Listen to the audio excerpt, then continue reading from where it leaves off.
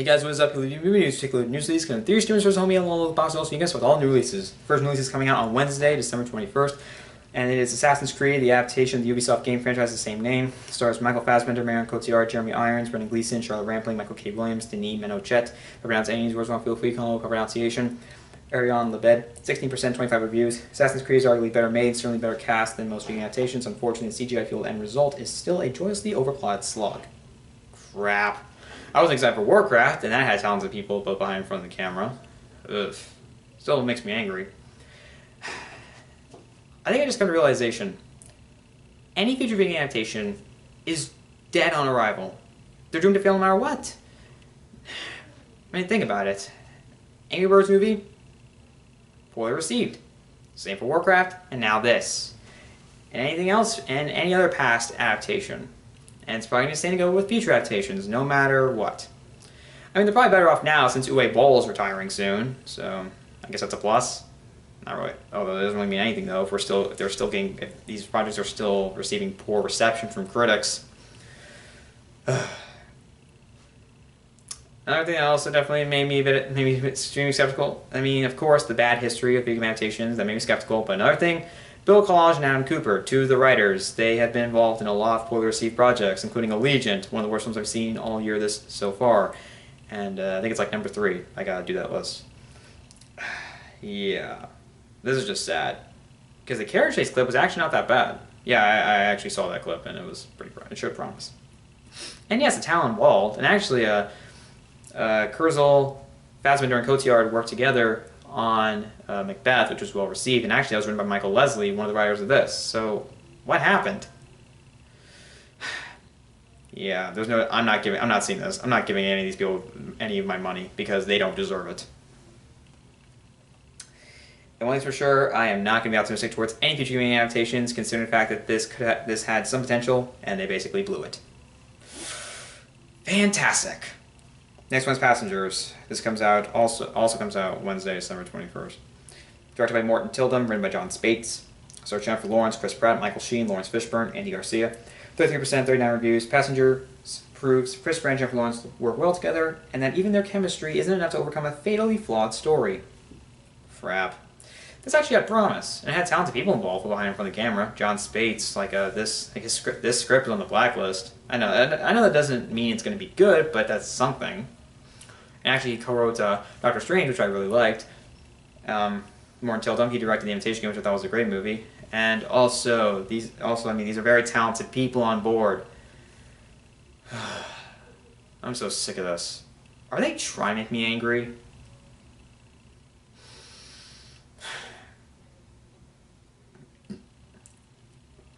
Whatever. One thing's for sure, I'm not seeing this. I might see it on Gamefly, same for Assassin's Creed, but I might have to wait a long time, and I don't want to wait an extremely long time to do my best and worst list. I want to try and get it out either by the end of January or sometime around February. Like anywhere from late January to mid-February probably. Well, let's wait and see. Next one is Sing, an animated film from Illumination, written and directed by Garth Jennings. Has voice talents of Matthew McConaughey, with Reese Witherspoon, Seth MacFarlane, Tori Kelly, John C. Reilly, Taron Egerton, Scarlett Johansson, Jennifer Saunders, Jennifer Hudson, Nick Kroll. 75%, 20 reviews. Sing delivers colorfully animated, cheerfully undemanding entertainment with a solid voice cast and a warm-hearted, albeit familiar storyline that lives up to its title. I'm so interested in this, but it's not really high on my list. I've only seen like 2 films from Illumination, and those were the first 2 Despicable Me films, and I really liked the first one. I liked the second one. Third one, kind of about. Maybe just because of the trailer, but I don't know. Hopefully it'll be good. I didn't see Minions, didn't hear the best things about that. And Sea of Paths I've heard mixed to positive things about, and they're making a sequel, because of course they are. I might check that out, but it's not high on my list. I have other stuff. I have other films I want to watch. I might check this out. I haven't seen a single Garth Jennings film. I never saw Hitchhiker's Guide to the Galaxy or Son of Rambo. I might check those out. I might check this out at some point, but like I said, it's not high on my list. Oh, and it comes out Wednesday, December 21st. This one comes out on Friday, December 23rd. It's called Why Him? It's a comedy directed by John Hamburg. Stars Bryan Cranston, James Franco, Zoe Deutsch, Megan Mullally, Kiki Michael Key, Griffin Gluck. 36%, 22 reviews, solidly cast, but overall misconceived. Why Him offers the odd struggle, but ultimately adds disappointingly little to its tired father versus fiancé formula. Ah, crap! I've only seen one film that Hamburg had involvement in, and that was being the co-writer for Meet the Parents, which I really liked. I didn't see the others. I don't really want to, especially Little Fockers, because that was horribly received. Yeah. Also, I've heard really good things about I Love You Man, but I haven't seen that. And honestly, this really makes me angry because I'm so sick of seeing the same generic comedy over and over again. I dread the day Sandy Wexler pops up on Netflix because here's the thing, it's a Happy Madison film, so it's obviously going to be shit. That's basically a rule of thumb. Actually, it is. I'm so tired of this, seeing talented people while behind from the camera basically wasting it on the most typical comedy they could think of. Hopefully these people make better decisions, especially when it comes to the comedy genre, but I guess we have to sell this for now. Actually, we shouldn't. We should demand more, because this is unacceptable. I hate this. I really hate when people do this and they think it's okay. No, it isn't. You people should know better. You really should. Definitely skipping this. Sorry. Next one is Fences, an adaptation of August Wilson's Pulitzer Prize-winning play, the same name. Oh, it also won a Tony Award. The script is written by him. It's directed by Denzel Washington, stars him, Viola Davis, Stephen Henderson, Mike Kelty, Williamson, Russell Hornsby, Jovan Adepo. 93%, 44 reviews. From its reunited Broadway stars to its screenplay, this solidly crafted Fences finds its Pulitzer-winning source material fundamentally unchanged and still just as powerful. And yeah, I know they had the revival, and that won 3 Tonys, for Best Revival of a Play, Best Actor, Best Actress. And actually that's for, for Washington Davis, who's, yeah. Yes, I'm excited for this. I mean, the teaser trailer is one of my favorite trailers of the year. That really, really affected me. And one of my favorite scenes was, of course, the one where Viola Davis just her outburst. That was really effective. And that just really got me on board. I mean, come on. And also I've heard good things about Washington's directorial work, The Great Debaters and Antoine Fisher. I haven't seen those, but I would like to. And, that guy's a great actor. He's a fantastic actor. Also, Viola Davis's, I've heard. She was my favorite. She was my favorite thing about Suicide Squad. I don't think I've really seen any of her other work though. I would love to. But anyways, yeah, there are some very talented people here, and the teaser trailer really got me. And the thing's getting great reception. What else do I have to say? Of course, I want to see this. Oh, and it comes out Sunday, Christmas Day, December 25th. Wow. Alright, did I say that White Game's coming out? Oh yeah, I did. Yeah, never mind. Moving on. Next one is A Monster Calls, an adaptation of Patrick Ness's book of the same name. He also wrote it. He also wrote the script for this movie. It's directed by J.A. Bayona. It stars Sigourney Weaver, Felicity Jones, Toby Kebbell, Lewis McDougall, and the voice of Liam Neeson. 85%, 55 reviews. A Monster Calls deftly balances dark themes, fantastical elements, delivering engrossing and uncommonly moving entry in the crowded coming-of-age genre.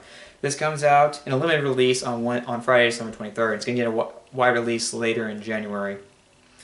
I'm very interested in this. I actually did see the trailer for it, and some of the visuals definitely got my attention, especially when it comes to the use of color. I was interested in this. I've only seen one J. Bayona film, that was The Impossible, and I thought that was a great movie. So it'll be interesting to see what he does with something a bit more special effects heavy. I haven't seen The Orphanage. I really want to, though. It has great talent involved. Seriously? What more do I have to say? It's getting really good reception so far. It has very talented people behind and in front of the camera, and yes, I want to see it. What more do I need to say? All right, next one. The next one is getting a limited release on Sunday, Christmas Day, December 25th. It's getting a wide release later in January. It's Live by Night, an adaptation of Dennis Lehane's novel of the same name. Lehan? I don't know. It's written, directed by Ben Affleck, stars him, Elle Fanning, Brendan Gleeson, Chris Messina, Sienna Miller, Zoe Saldana, Chris Cooper. I saw the first trailer for this, and it looks pretty promising, especially when it comes to production values. And when it comes to the adaptations from Dennis Lehane's work, they've been well received so far. The first one, the first adaptation of his work was Mystic River, which I thought was a great movie. Gone Baby Gone, which was actually co-written and directed by Ben Affleck, but I didn't see it. I want to though. I really, really do. And he also adapted his own short story for the film. It was called Animal Rescue, and he wrote into a screenplay for The Drop, which I really liked. So yeah, it seems to be working out so far, and I don't think this will be any exception. I mean, he has great talent involved. And I've heard great things about Ben Affleck as a director and also a screenwriter. Considering the fact that got, of course, the great reception for Gone Baby Gone. He also, oh yeah, The Town. I own it, but I still haven't watched it. And Argo, I mean, he only directed it, but I still thought it was a great movie. And also, he's been directing The Batman, the new Batman standalone film. He's co-writing and directing it, and of course starring in it. I'm still skeptical about it because of how the franchise has been so far, but I still have some hope, considering all the great things I heard about him as a director, and also showcasing his directorial skills in Argo. And he is a talented actor. Yes, I'm very interested in this. Production values look very promising, and I just really hope it delivers. Next one is Patriots Day. This is directed by Peter Berg. It's going to get a limited release on Wednesday, December 21st. It's going to get a wide release later in January. Stars Mark Wahlberg, J.K. Simmons, John Goodman, Michelle Monaghan, Kevin Bacon. 94%, 16 reviews, and it's actually centered around the Boston Marathon bombing and the manhunt for those responsible for it. Yeah, this one definitely has my interest. It really has my attention. It's actually the second film from Peter Berg this year. And the first one being Deepwater Horizon, which I thought was a really good movie. And actually centered around another disaster, the explosion of the Deepwater Horizon oil rig, which then eventually led to the oil spill in the Gulf of Mexico in 2010. And actually, this is his third collaboration with Mark Wahlberg. And actually, they've been collaborating on a lot of films based on a lot of tragedies. The films they've been collaborating on are all based on tragedies. Lone Survivor was based around Operation Red Wings. Deepwater Horizon was centered around the Deepwater Horizon explosion, and this is based around the Boston Marathon bombing. And it seems to be working well for them. I thought Lone Survivor was really good. Same for Deepwater Horizon. I haven't seen any other films from Berg, but I would like to check them out at some point. And one thing for sure, I really, really hope that this is respectful and pays tribute to those who were affected by the tragedy. I hope that it handles the subject with tact and sensitivity, with tact and respect, because this is a very serious subject.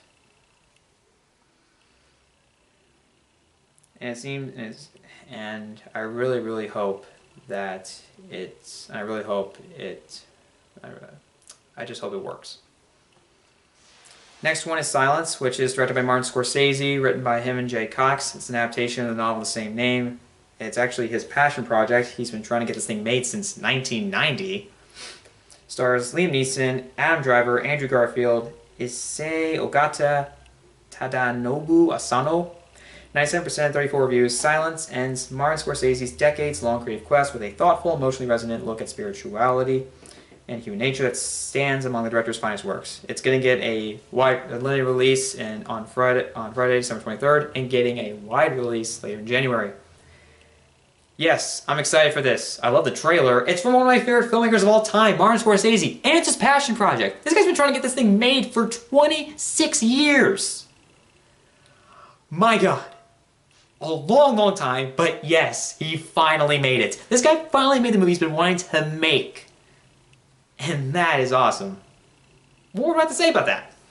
The cast on board is fantastic. I've been hearing great things about it. I mean, come on. I want to see this. I don't want to miss out on this. It's a Martin Scorsese film. I mean, come on. The guy who made Goodfellas, which is in my top 10 favorite movies of all time, Taxi Driver, The Wolf of Wall Street. Also, there was one, The Departed, which finally won him an Oscar. Took too long. And he also made films like Mean Streets, Raging Bull, The King of Comedy. But what do I have to say? This guy's one of the greatest filmmakers of all time, and he finally got to make a film he's been wanting to make for almost 3 decades. It took him that long to make his passion project, and man, why? Why did it take so long? But man, am I glad he made it. And one thing's for sure, I am not missing out on this. I want to see this in the theater. This is his passion project, and I want to see how. And I want to see.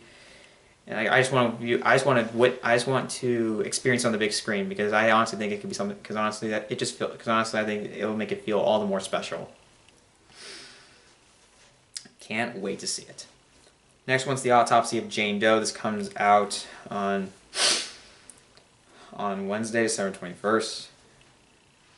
And it has a release date for... Wait, hold on. Let me see. Actually, I'll get to that later. Written by Andre Ovredal. Stars Emil Hirsch, Brian Cox. 87%, 23 reviews. Are we getting a good horror movie?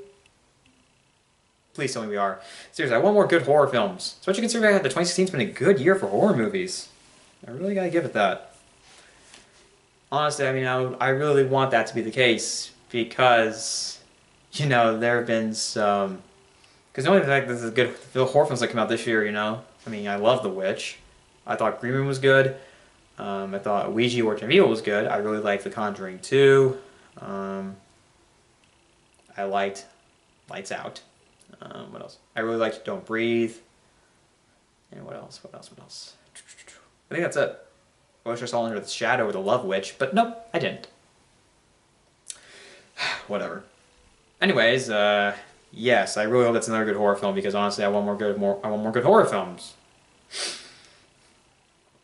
Really hope it delivers. Alright, let's go to the home media releases. Alright, these are coming out tomorrow, Tuesday, December 20th. And the first one is The Magnificent Seven, which is directed by Antoine Fuqua. It's a remake of the original from the original was like from 1963 or something like that. Hold on, let me look it up. Or was it like 1960? I think maybe that's what it is. Oh, it says 1960. Okay. Stars Denzel Washington, Chris Pratt, Ethan Hawke, Vincent D'Onofrio, Byung-Hun Lee, Manuel Garcia Rolfo, Martin Sonsmeyer, Haley Bennett, Peter Sarsgaard, Luke Grimes, 63%, 248 reviews. The Magnificent Seven never really lives up to the superlative in its title or the classics from which it draws inspiration, but remains a moderately diverting action thriller on its own merits. I didn't see this. It wasn't high on my list. I had hope for it considering the talent involved and from what I saw from the trailer, but I guess it was not an amazing reception, but at least it was decent. So I might be willing to rent it off GameFly and watch it. But so far, it's not high on my list. Like I said, there's others that overtake it. I might check it out at some point, but it's not high on my list. We'll see. Next one is 31, which is directed by Rob Zombie. Stars Sherry Moon Zombie, Malcolm McDowell, Meg Foster. What else is on it? I can't really see anything. 50%, 32 reviews. 31 delivers all the high-energy gore Rob Zombie fans have come to expect, but a lack of fresh ideas and likable characters mean only the already converted need apply. I haven't seen a single film from Rob Zombie. I don't know if I ever will. I might check him out of curiosity. But yeah, not the best reception. Ooh. Yeah. Yeah. No, yeah, I don't think I'm checking it anytime soon. Maybe out of curiosity, but that's as high as I'll go. Next one is The Autopsy of Jane Doe. I think once again it's gonna be like a limited, limited release thing. You know, where it's gonna get a limited release in theaters and then on demand. Then it'll be released on demand. Well, it seems like it's being released a day earlier. I don't know if that's a mistake or if that's what they actually plan to do. But either way, you obviously know my thoughts, so I really do hope it delivers. Next one is Storks, which is directed by Nicholas Stoller and Doug Sweetland, written by Stoller.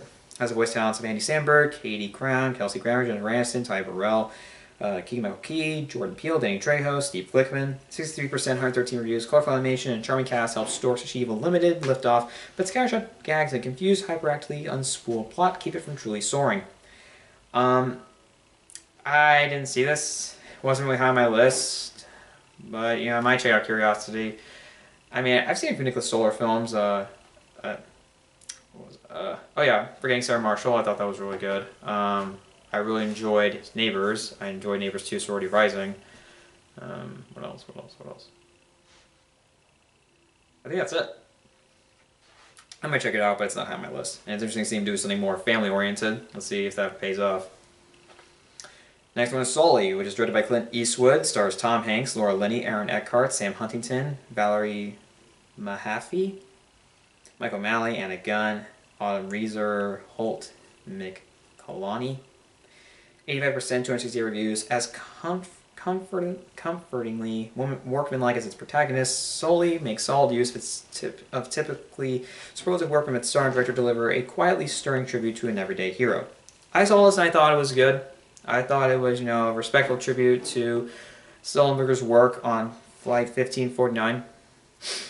Those scenes definitely really got me, but I didn't think it was perfect. Laura Linney didn't have much to do, unfortunately. She was good in the film, but unfortunately, she just didn't have much to do. Also, whenever there's scenes where they flash back to Sully when he was much younger, I get the point of it, but this isn't a biopic. But this really isn't a biopic about him. This is centered around Flight 1549 and the aftermath. I just didn't think they were necessary. I feel like I guess I was trying to add some more dimension to the character, but I think we already got enough. Yes, Tom Hanks was fantastic. I mean, this guy's a great actor. He knows what to do. Clint Eastwood, he did a very good job. I guess I liked it maybe a little bit better than American Sniper. I guess. I don't know. I still like American Sniper, but it ain't perfect either. Yeah.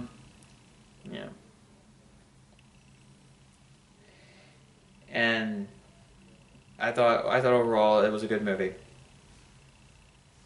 Although I wish it didn't end. Also, another problem I have is it ended too abruptly. I don't know why they did that. I mean, I can see why, but it didn't work for me. Overall, it was good.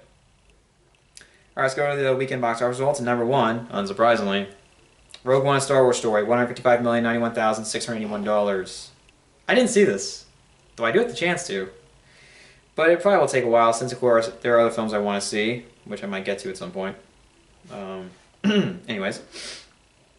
Yeah, I mean, obviously it was going to make a lot of money. It's Star Wars. What more do you want me to say? We'll have to see at some point. Number two, Moana. Took a long time. $12,726,232. I love this movie. What more do I have to say? $3 million Office Christmas Party. $8,587,520. I still didn't see this because of the obvious reasons I said last week. It looks generic as hell, and of course the poor reception it was getting from critics. 4. Collateral Beauty. $7,102,085. Oh god, I heard about, the marketing being a lie, and consider what the real plot is, which made me very sick. It honestly angered me to no end, and I do not want to see this movie in theaters. Honestly, I think if I see it, I just might hate it on its premise alone. I don't know. We'll have to wait. We'll see. If I ever watch it, we'll have to see what comes out of that. 5. Fantastic Beasts and Where to Find Them. $5,071,323. I liked it. 6. Manchester by Sea. $4,244,014 plus 33.8%, and opened up in 842 more theaters, will total 1,208. I'm gonna be trying to see this at some point later on, maybe next week or something. Because there's one thing for sure, I don't want to miss out on this. One of the highest rated films of the year. I am not missing out on this. I'm gonna watch it before I do my best and worst list, without a doubt. If I have to wait a couple months, it's worth it. I don't think 22 Tiger Dude has even done his best and worst list for 2015 yet either. Well, I did those, but he didn't do them. Why? Whatever. Yeah, I can't wait to see it. 7. La La Land. Ooh, a major step up. It was at 15 last week. $4,102,091 plus 365.6%. Note that 195 more theaters were told 200. Really? It'll be getting a wide release later in January, and yes, I want to see this. That goes without saying. I mean, come on! Just like Manchester by the Sea, it's one of the highest rated films of the year, and also it's getting come on. It was huge. It's been huge. It's been big at award ceremonies. What more do I have to say? I want to see this, and I'm not missing out on it.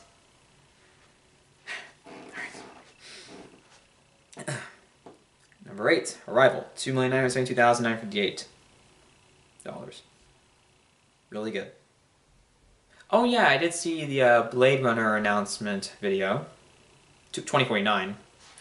I will go ahead and say those scenes that I think are what, like in some sort of desert, and with the orange tint. I really like this look of that, and it definitely seems recapturing the look and feel of the original Blade Runner. Although I will say I'm not entirely sure I feel about Harrison Ford, considering the fact that the film, the final cut, left the main question of the film ambiguous. Maybe they'll find some way to work around it. I don't know, but I really, really hope that it's not like some sort of lame excuse or something. They had so many years to work on this, and there's some talented people involved. Hell, one of the original writers is returning, so it better work. And I will go ahead and say it definitely looks nice. I mean, you have Denis Villeneuve behind the camera. Who's the cinematographer? Is it? Let me do a quick detour. I want to say it's. It definitely looks nice, although I really just hope it's not just that. It's just oh, it just looks nice. There's something more to it. Oh, I knew it! The cinematographer is Roger Deakins. That's who I was thinking about. And yes, Johansson, whatever, is working on the score. No Vangelis. Oh well. Definitely has shoes to fill. Anyways, yeah. I really hope that movie delivers. Not entirely excited for it, but I'm interested. Number 9, Doctor Strange, $2,210,912. I really liked it. Wasn't perfect, but it was so fun and also visually inventive. And by the way, that's definitely being nominated for an Oscar for Best Special Effects, but that ain't winning. It's gonna be Jungle Book without a doubt. Yeah, Jungle Book has the best special effects I've seen all year. That goes without saying. 10, Nocturnal Animals, $1,407,088. Saw this, I liked it. Very interesting from a narrative standpoint, and also definitely also was interesting visually. But I will say, narratively, it really had my attention more. The visuals were still nice. Actually, it's the first Tom Ford film I've ever seen. I know Like a Single Man's on Netflix, but I still haven't seen that. I might check it out at some point.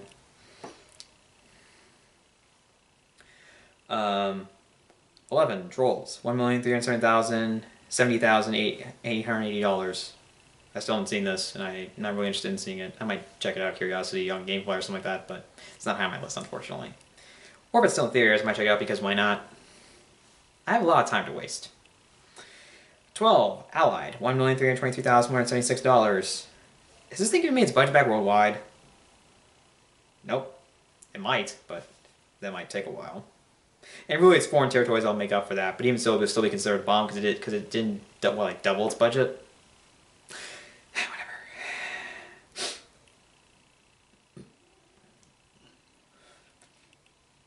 Sorry. 13, Hacksaw Ridge, $956,516. It was a great movie.